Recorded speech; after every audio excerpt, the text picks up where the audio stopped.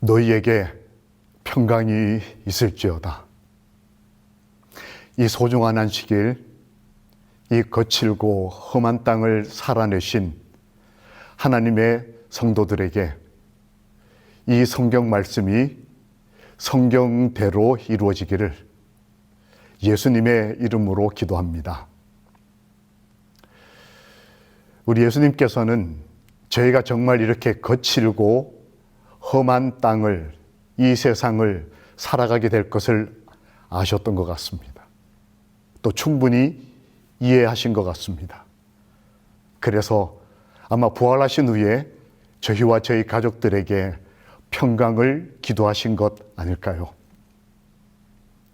우리의 삶을 아시고 우리의 상태를 공감하시는 그분, 우리 하나님은 참 좋으신 분입니다. 성경 히브리 4장 15절에도 주께서 이렇게 우리의 삶을 아시고 이해하신다고 기록하고 계십니다. 우리 오늘 가족들과 함께 혹은 홀로지만 하나님과 함께 안식일을 맞이하는 하늘가족 여러분, 우리 히브리 4장 15절 말씀을 같이 읽겠습니다. 우리에게 있는 대제사장은 우리 연약함을 체휼하지 아니하는 자가 아니요 모든 일에 우리와 한결같이 시험을 받은 자로되 죄는 없으시니라. 아멘. 이 체휼하다라고 하는 말은 처지를 이해하며 불쌍히 여긴다라는 뜻입니다. 예수님께서는 우리를 개인적으로 아시며 또 우리의 연약함을 공감하신다는 것을 기억할 필요가 있습니다. 그렇다면 아버지께서 저희를 공감하고 이해하신다면 서로 교류하는 저희는 아버지를 어떻게 공감하고 이해하고 있을까요? 교회적인 유권에는 하늘과 땅 사이에 분명한 공감이 있다라고 표현했습니다. 일방적인 공감이나 이해가 아니라 서로 간의 이해가 존재하며 하나님과 관련하여 그 공감성이 정결하게 될 필요가 있다라고 기록되어 있습니다. 오늘 우리가 이 거친 땅을 살아갈 때에 이 삶을 허락하신 우리 아버지의 마음에 대해서 얼마나 공감하고 이해하고 계십니까? 그 차이에 따라 감사와 기쁨이 있을 수도 있고 혹은 오해와 고통과 그리고 아픔이 남을 수도 있는 것입니다. 하늘가족 여러분, 우리 하나님의 마음을 오늘 안식일 얼마나 내가 이해하고 공감하는지 한번 살펴보시겠습니까? 얼마 전 여러 사람의 주목을 끈 한 아버지가 계셨습니다. 기억하시죠? 24년 전에 잃어버린 아들, 그 아들을 찾아 매일처럼 50만 킬로를 달린 한 아버지의 사랑은 많은 아버지들의 마음에 공감을 일으켰습니다. 어느 아버지가 잃어버린 아들을 이렇게 찾아다니는 아버지의 마음을 이해 못할 수가 있겠습니까? 아, 참 감동적인, 공감되는 아버지의 모습이고 축하해 줄 만했습니다. 혹시 또 여러분 기억하십니까? 한 경찰서에 신고가 들어왔습니다. 한 주민이 한 할머니가 이상행동을 보이신다고, 그래서 출동한 경찰이 그 할머님을 경찰서로 모시고 와서 그 내용을 확인해 보니 이제 막 아이를 낳은 딸에게 미역국을 갖다 주시기 위해서 집을 나선 어머니였습니다. 문제는 치매기가 계셨어요. 경찰이 물어볼 때에 딸의 이름뿐만 아니라 딸의 병원도 기억하지 못하시고 자신의 이름도 기억하지 못하시는 이 치매 걸린 어머니는 오직 한 생각을 가지고 있었습니다. 내 딸이, 내 사랑하는 아이가 아이를 낳았고 내 딸을 위해서 이제 미역국을 갖다 줘야 한다는 그 간절한 어머니의 마음.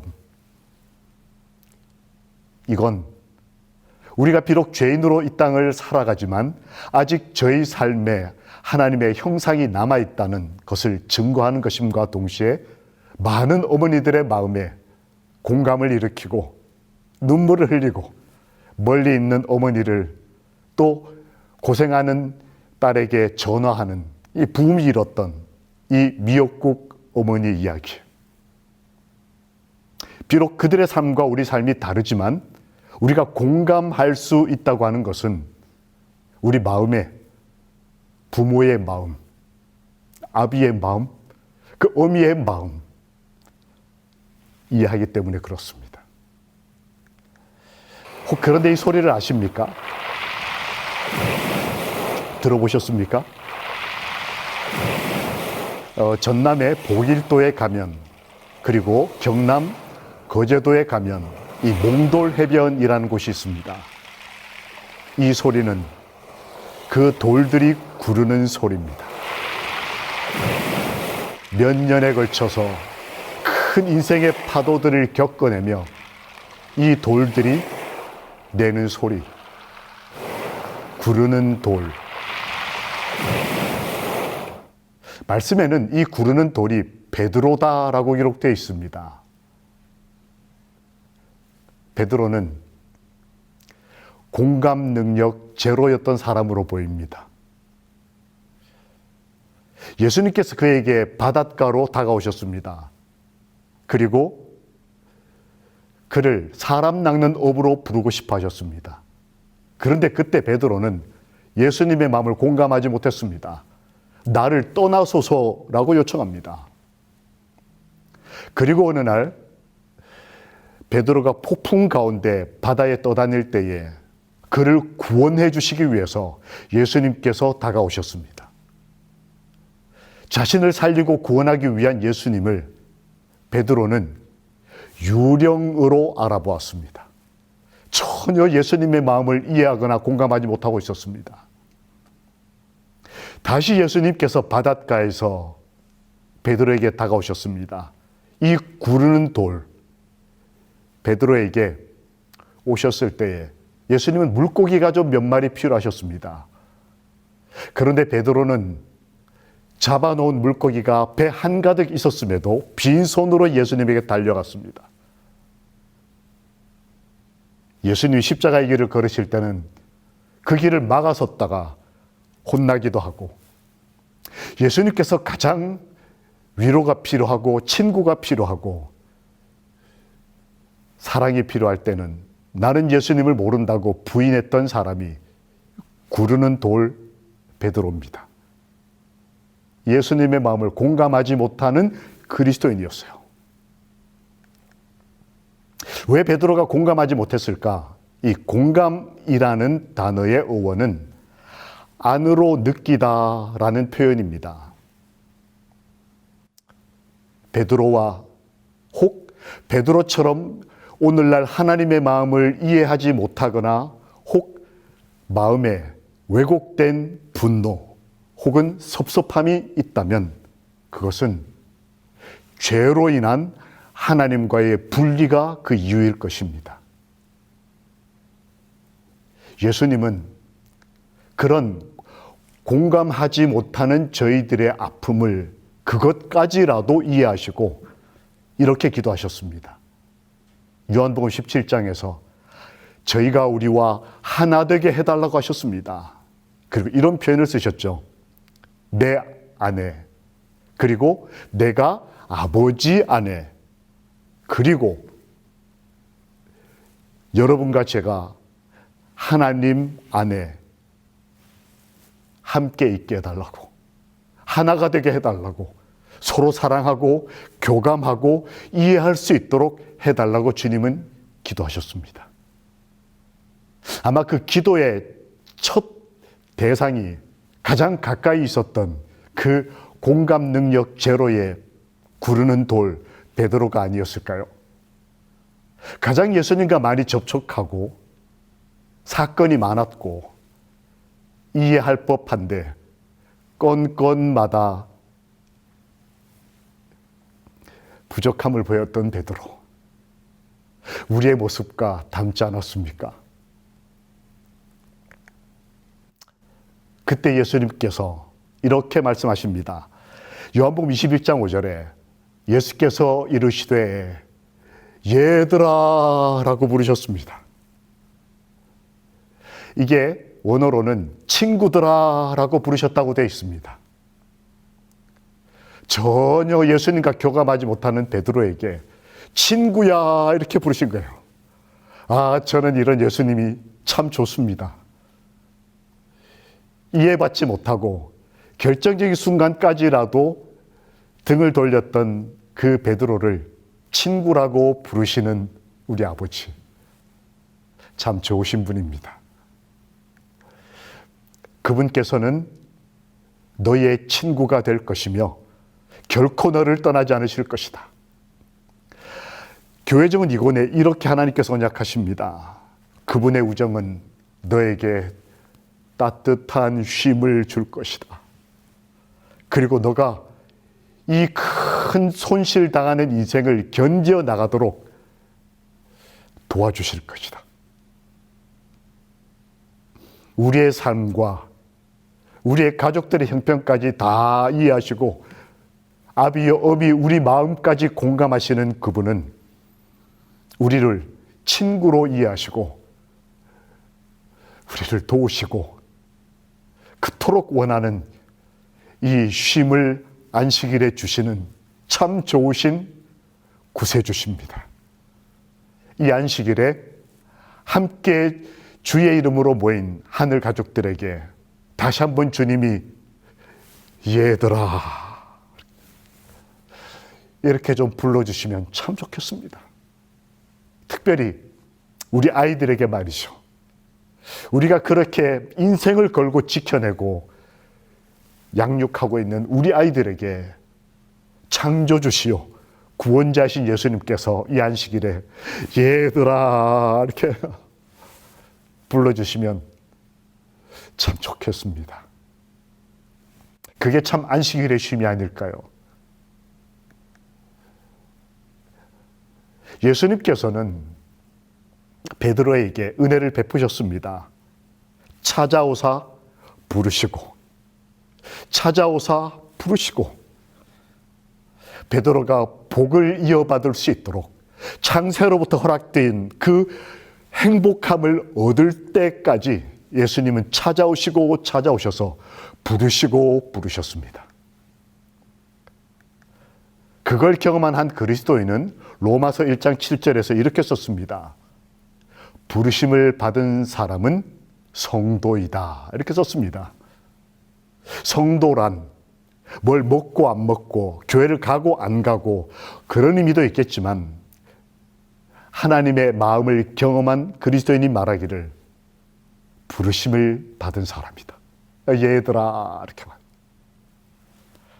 그렇게 설명하면서 부연해서 이렇게 썼습니다. 부르심을 입은 자가 성도인데 그는 하나님에게 사랑하심을 입었다.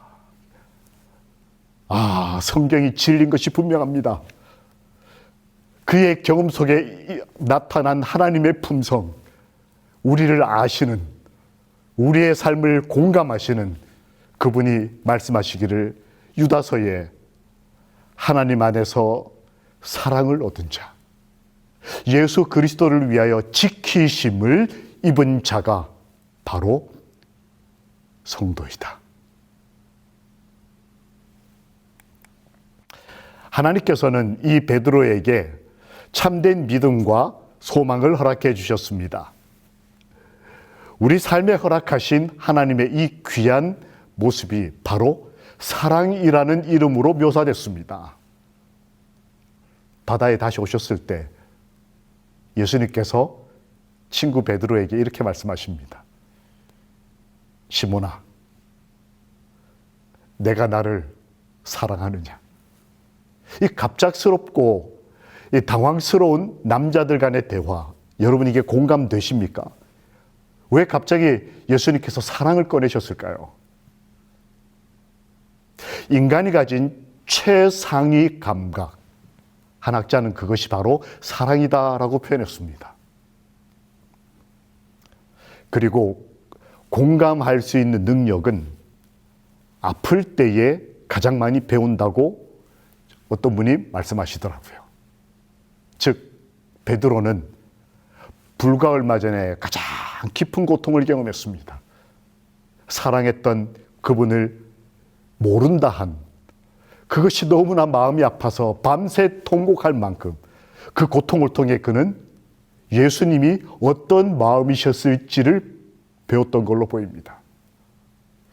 그리고 우리 뇌 구조에는 거울신경이라는 과정 혹은 부분이 있습니다. 내가 직접 경험해 보지 못해도 내가 그 사람의 혹은 내가 사랑하는 어떤 분의 경험을 보면서 같이 그 마음, 그 감정을 배우고 내가 마치 그것을 경험하는 것처럼 반응하는 것, 이것이 거울신경의 반응입니다. 베드로는 십자가를 받습니다. 그는 십자가를 경험하기 전이었지만 배신자로서 그 고통 속에 아버지의 마음을 이해한 사람으로 십자가를 바라보며 그의 삶에 아버지의 마음이 이해가 됩니다. 사랑하는 사람을 위해서 어떤 선택을 한 것이 어떤 마음이었는지. 시몬아, 내가 나를 사랑하느냐? 주님, 내가 주님을 사랑하는 줄 주께서 아시나이다. 이 대화는 인간이 서로 간에 공감할 수 있는 최상위 감정, 사랑이었습니다. 예수님께서는 어떤 행위나 어떤 종교적 활동을 통해 그의 삶을 회복시키신 것이 아니라 가장 필요했던, 가장 근원적인, 그리고 가장 최상위 그 사랑을 회복시켜 주시고 확인시켜 주심으로 이 베드로를 바로 세우셨습니다. 그래서 말씀에 이렇게 기록되어 있습니다. 십자가는 거룩한 우정, 곧 하나님의 우정의 상징이었다. 베드로는 그것을 보았기 때문에 예수님의 우정과 사랑을 기꺼이 이해했고 받아들였고, 그래서 자신도 고백을 한 것이었습니다. 오늘 안식일 우리 아버지께서 여러분과 저에게 다시 한번 물으십니다. 너가 나를 사랑하느냐? 지난 일주일에 우리 삶이 고통스러웠다면, 삶을 버텨내느라 이 어깨에 짊어진 가족에 대한 책임이 무거우셨다면, 혹시 남몰래 눈물 흘리셨다면, 그것을 아시는, 공감하시는, 그래서 십자가에서 우리 삶을 책임져 주신 우리 아버지의 마음을 우리도 공감하고 이해함으로, 주님, 저도 주님을 사랑합니다 라고 이 안식일에 우리 고백해 봅시다. 아버지와 마음을 나눠보자는 겁니다.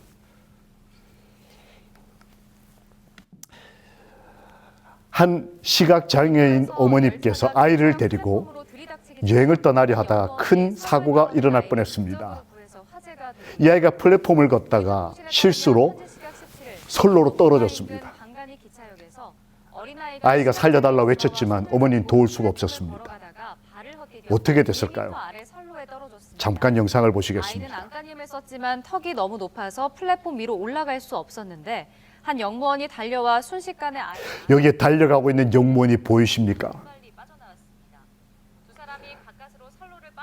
아이를 사랑하지만 내 삶의 한계, 고통 또는 삶의 무게로 아이의 목소리가 들리지만, 이 사람을 돕고 싶지만 이런저런 질병으로 이런저런 문제로 답답하고 고통스러운 마음만 가지고 있던 저희들에게, 이 어머니에게 희망이 있었습니다. 영무원이 전력을 다해 뛰어갔어요.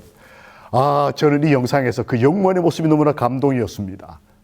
달려오는 열차를 정면으로 뛰어가서 그 아이를 그 어머니에게 돌려주는 이 한 사람의 모습에서 저는 이 땅까지 전심전력하여 뛰어오셔서 우리 인생에 찾아오셔서 우리와 우리의 자녀들을 구원하시는 하나님의 모습을 보고 아비로서 그 마음을 이해하게 공감하게 되는 것입니다. 우리 주님은 저희의 구원을 이루기 위하여 열심 내시는 분, 전심전력을 다하시는 분. 아, 참 좋으신 분입니다. 그분이 우리에게 말씀하십니다. 친구야. 우리와 우정을 나누고 사랑을 나누기를 기뻐하시는 우리의 친구 되시는 여호와를 이 안식일에 찬양합니다. 아멘. 하나님께서는 이 구르는 돌 같은 베드로에게 변화의 은혜도 주셨습니다. 생명과 경건에 속한 모든 것에 변화를 이룰 수 있도록 섭리하셨습니다. 그는 아버지의 마음을 이해하고 난 다음에, 공감하고 난 다음에 자신을 예수 그리스도의 사도다라고 얘기했습니다. 정확한 정체성에 대한 이해였습니다. 그리고 그는 성경을 기록하는 사람이 됐습니다. 교회를 향하여 기별을 전하고 주목할 것은 그 기별대로 사는 사람이었습니다. 예수 그리스도의 십자가를 바라보자고 요청하고 난 다음에 그는 십자가를 지는 삶을 살았다고 말씀에 기록되어 있습니다. 인간의 마음에 일어나는 변화, 이 기적이 살아계신 하나님께서 주신 또 다른 은혜였습니다. 베드로의 변화를 이끈 힘이 뭘까요? 여러 요소가 있을 것입니다.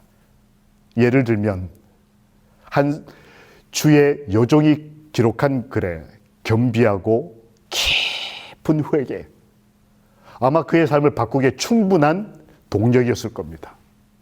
또 다른 표현에는 예수 그리스도의 거룩한 우정과 사랑, 이것 또한 분명한 동력 중에 하나입니다.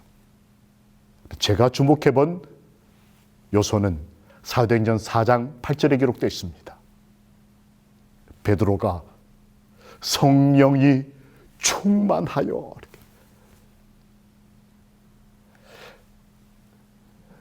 사도 바울이 워낙 주목받는 신약의 신실한 그리스도인이었기에 다른 몇 분들이 가려진 것처럼 보이지만 초대교회 역사 가운데 베드로의 헌신은 주목할 만합니다.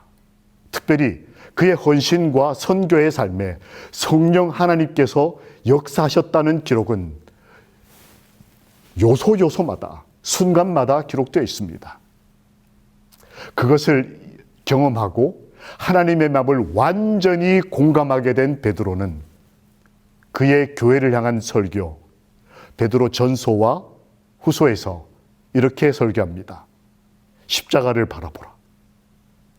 사랑의 입맞춤으로.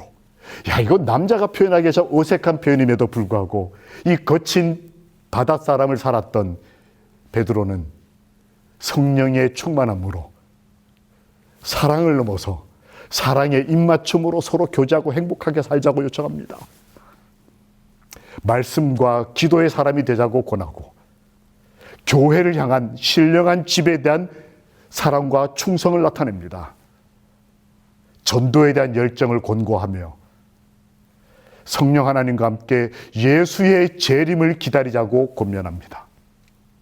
사실 베드로 전후서는 남은 자손인 제7일 안식일 예수 재림 교회를 향하신 하나님의 권고의 모든 주제들을 포함하고 있다고 해도 과언이 아닐 것입니다. 정체성으로부터 복음 전도와 예수님의 재림을 기다리는 재림 운동에 이르기까지 베드로는 아버지의 마음을, 우리를 향하신 주님의 마음을 온전히 공감한 것입니다. 성령의 충만함으로. 그 중에 특별히 기다림이 있었습니다. 이 베드로 전후서에 특별한 표현들이 나옵니다. 예수 그리스도의 나타나실 때, 목자장이 나타나실 때, 주의 날, 하나님의 날, 새 하늘과 새 땅. 베드로는 친구가 보고 싶었던 것 같습니다. 그의 삶 전체를 바꿔주셨던 그 예수님의 사랑과 우정이 그리웠던 것 같아요. 그가 교회를 향한 설교에 구구절절히 주님을 기다리는 마음, 주님을 보고 싶은 마음, 재림을 기다리는 그 마음이 간절하게 표현되어 있습니다. 내가 속히 오리라고 하신 그 아버지의 마음과 공감된 친구가 아멘 주 예수의 오시옵소서라고 외쳤던 것처럼 베드로도 그 기다림을 간절한 마음으로 권면하고 기도하고 있는 것입니다. 재림 성도 여러분, 우리도 이 안식일에 우리를 이해하시고 이때까지 살피고 사랑하셨던 우리를 공감하시고 섬기시는 그분의 마음에 들어가 우리도 그분의 마음을 공감하고 그분을 기다리고 만나기를 소망하는, 재림을 소망하는 재림 성도들이 되시기를 이 안식일 예수 그리스도의 이름으로 기도합니다. 아멘. 저희 아버지에게 소포가 하나 도착했습니다. 별스럽지 않은 포장지에 궁금했습니다. 그날이 저희 아버지 생일이었기 때문에 그렇습니다. 이제 저녁에 가족들이 모여 생신잔치를 하고 이제 선물들을 뜯어보는데 제 관심은 그 소포였습니다.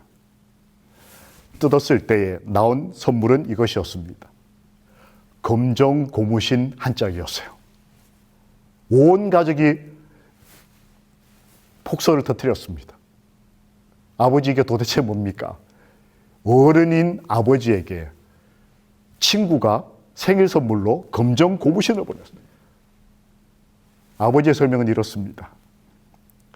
바닷가에서 크면서 그 가난했던 시절, 그러나 꿈과 그 영혼이 맑았던 시절 친구와 함께 기도하고 하나님을 사랑하고 영혼을 구원하고 그때 그 순수했던 마음을 잃어버리지 말자는 그 친구의 선물은 아버지의 마음을 흔들었습니다.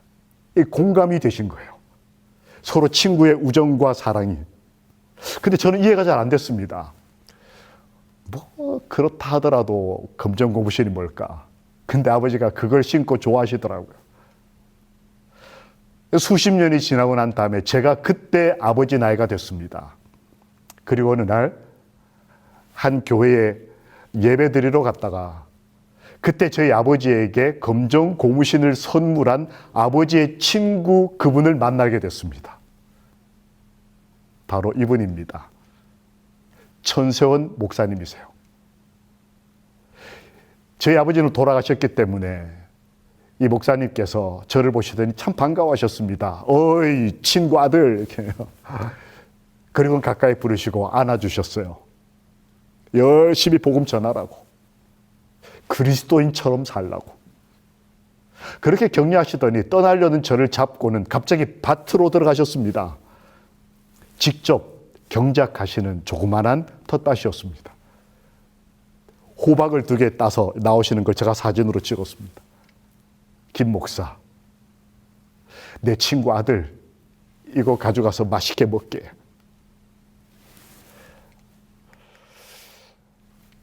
친구에게 검정 고무신을 보내시면서 순전한 첫 사랑으로 하나님께 충성하자고 하셨던 아버지의 친구분에게 저는 다시 호박을 선물로 받으면서 이거 먹고 건강하고 행복하게 목회하라고. 아하, 그 모습이 잊혀지지가 않습니다. 근데 제가 떠나는 순간에 이렇게 얘기하셨습니다. 김 목사, 우리 목자장 예수님이 오시는 그날, 그 행복하고 유쾌한 날, 나는 자네 아버지를 보고 싶네 라고 하셨어요. 부활하신 아버지, 사랑했던 친구, 우리가 이렇게 삶을 버텨내며 구원하고 지켜내고 섬겼던 그 한 분 한 분을 만나고 싶다고 해요. 저를 꼭 안아주셨습니다. 너의 아버지가 보고 싶다. 재림의 때에 우리의 아버지 하나님, 우리를 위해 모든 것을 하셨던 그분, 우리 그분이 보고 싶어서 이렇게 화면으로라도 우리가 함께 예배드리는 것 아니겠습니까? 우리 주님도 저희처럼 우리를 보고 싶은, 이 안식일에 그 사랑의 마음이 하늘과 연결됨으로 재림의 때가 한시 하루라도 빨라지기를 우리를 기다리시고 우리가 그렇게 보고 싶은 예수 그리스도의 이름으로 기도합니다. 아멘. 그러므로 베드로는 설교합니다. 그러므로 너희가 회개하고 돌이켜 너희 죄 없이 함을 받으라. 이같이 하면 유쾌하게 되는 날이 주 앞으로부터 이를 것이요 주께서 너희를 위하여 예정하신 그리스도 곧 예수를 보내시리니. 유쾌하게 되는 날, 우리 목자장 예수께서 오시는 날, 베드로는 기뻐서 예수님 옆에 섰던 기억을 가지고 있던 사람입니다. 그 바닷가에서 예수님 옆에 기뻐 섰던 것처럼 그는 예수님이 오실 때도 그 유쾌하고 행복한 마음으로 예수님 옆에 가서 설 것을 아마 다짐하고 있었을 겁니다. 하늘가족 여러분, 기억나십니까? 우리 마음에 큰 기쁨과 감동으로 주께서 찾아오시던 날, 우리가 침례받을 때 그렇게 기뻐 하나님께 소원했던 순간들, 한 영혼이 구원을 받고 기뻐하며 교회를 나오는 걸 보며 우리 가슴이 뛰었던 순간들을 기억하십니까? 우리 아이들과 함께 조용히 손을 잡고 안식일에 무릎 꿇을 때에 하늘로부터 임하시던 그 평화를, 그 쉼의 기쁨을 여러분 기억하십니까?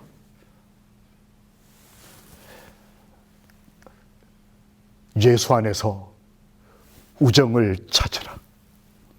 이 외롭고 거친 땅을 살아가지만 예수 안에서 우리의 친구 되시고 우리의 모든 것을 아시는 그분의 우정과 사랑 안에서 우리 삶의 희망과 사랑을 회복하고 우리도 그 마음으로 하나님과 공감하고 교감하며